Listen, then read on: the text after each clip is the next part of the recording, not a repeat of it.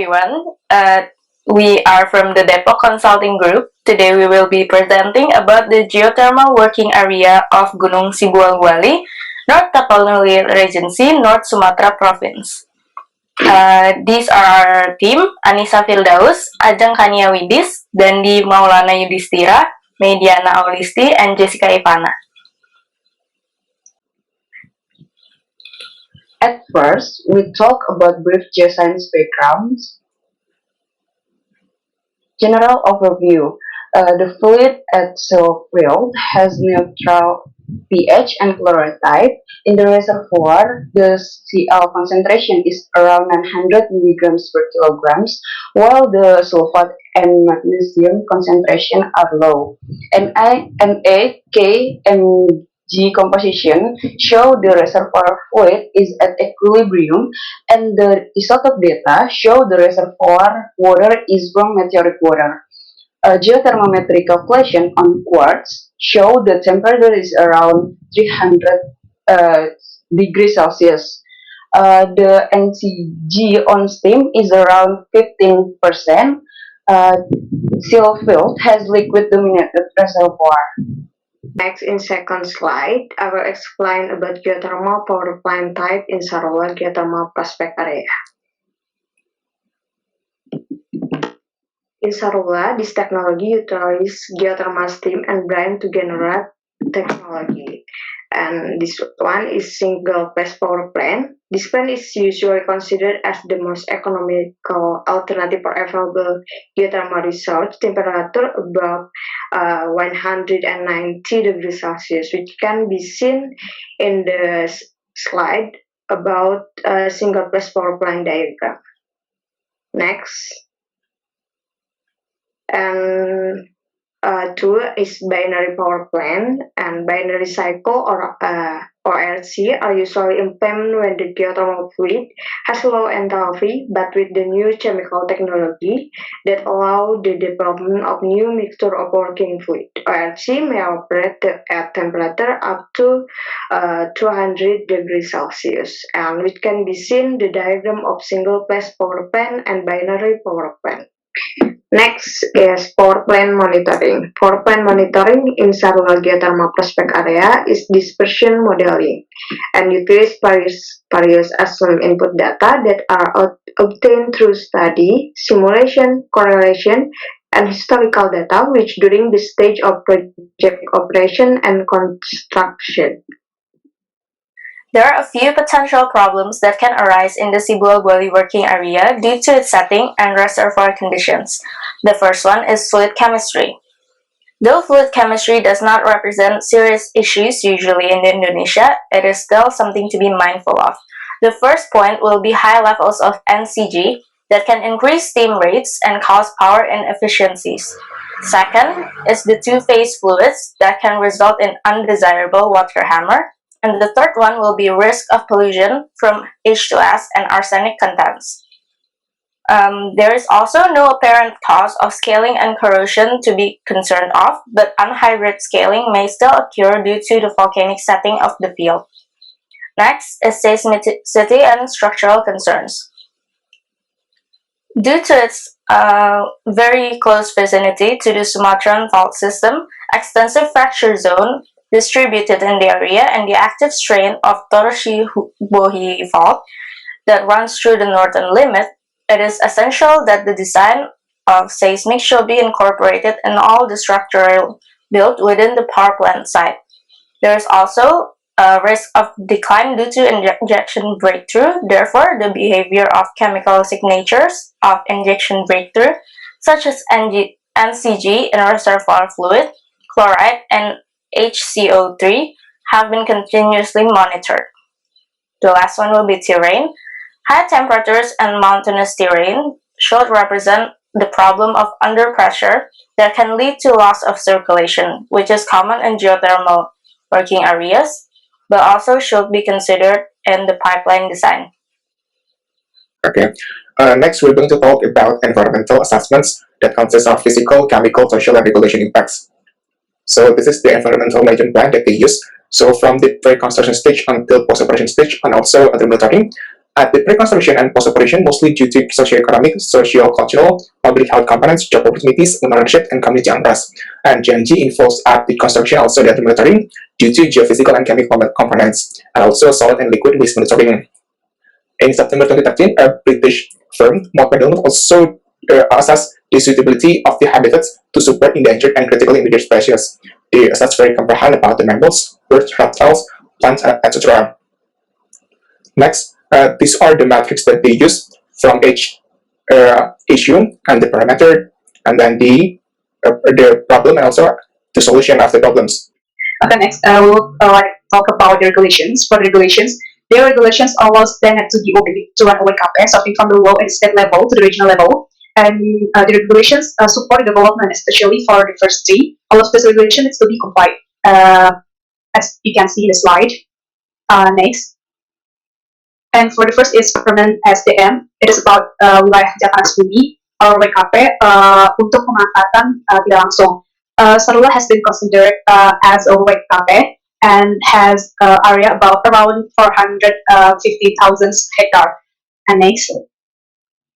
And for Sarula Geothermal, government has made SK Surat Keterangan as a statement of the assessment of a research concessions area, Sarula concessions area. Sarula government has a reserve and already developed with the capacity installed of 350 megawatt.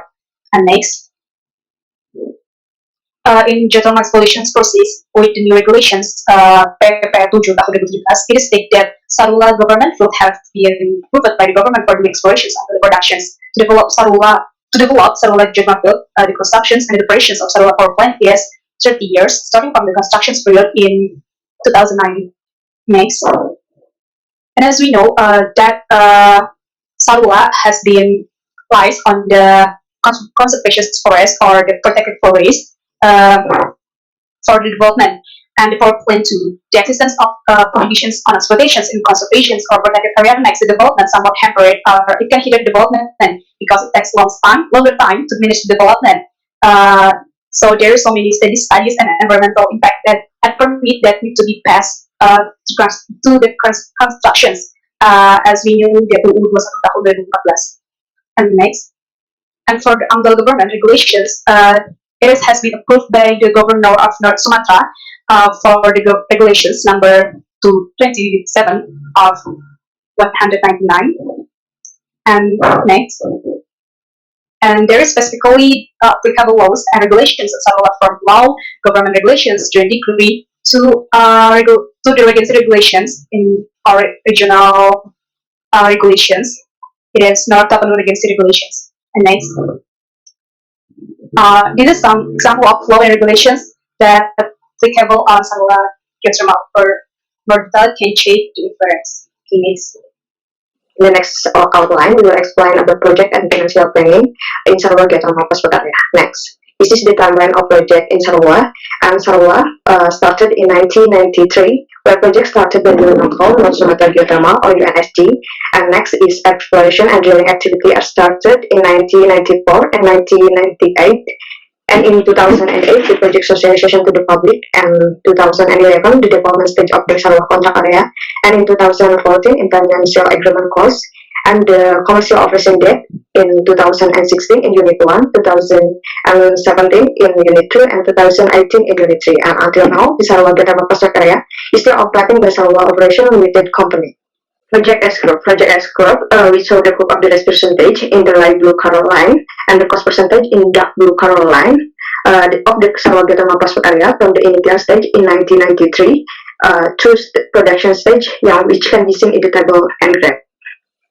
And the light blue color, so the risk percentage has decreased, and the dark blue color, so the cost percentage has increased. Next.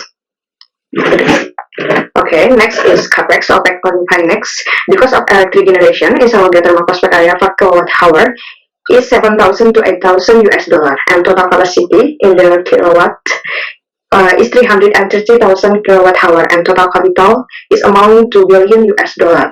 and the value of capex or capital expenditure is 58%, and the value of operating expenditure in 25%, and the value of finance or financial expenditure is 17%.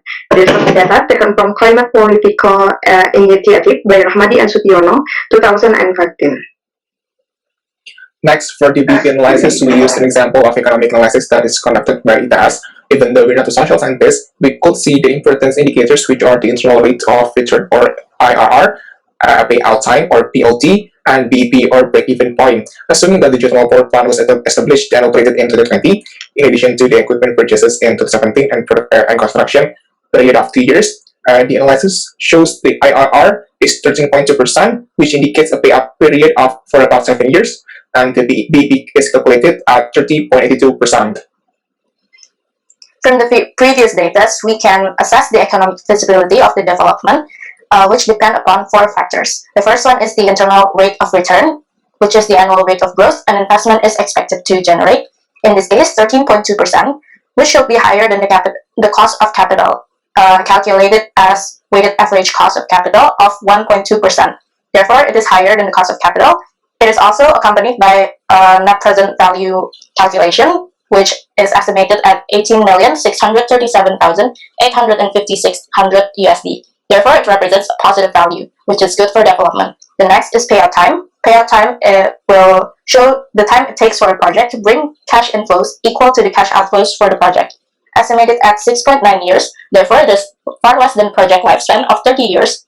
And the last one is the break-even point, which is the level of production at which the cost of production equals the revenues for the product, estimated at 30.82%, which is less than 85% and therefore generally safe for investment. From the above factors, we can determine that the project will be feasible economically. Based on the point that summarize our presentation, the lifetime of this area is projected for 30 years. The power plant used are the single phase power plant and binary power plant because Sarawak has 2 types of grid phase. Then the method used for monitoring is dispersion modeling. Potential problems that might arise from the power plant are air pollution, water pollution, land subsidence, noise pollution, visual pollution, land usage, landslide, and socio-economic issue. This problem are mitigated using the environmental matrix. Next, the regulation start from UU 21 tahun 2014 on the Geothermal, government regulation, presidential regulation, to the ministerial regulation. From the project and financial plan analysis, we could determine that Sarawak geothermal working area is feasible economically for development. Okay, that's all from Depok Consulting Group. If you have any questions, don't hesitate to ask us. Thank you. Have a nice day.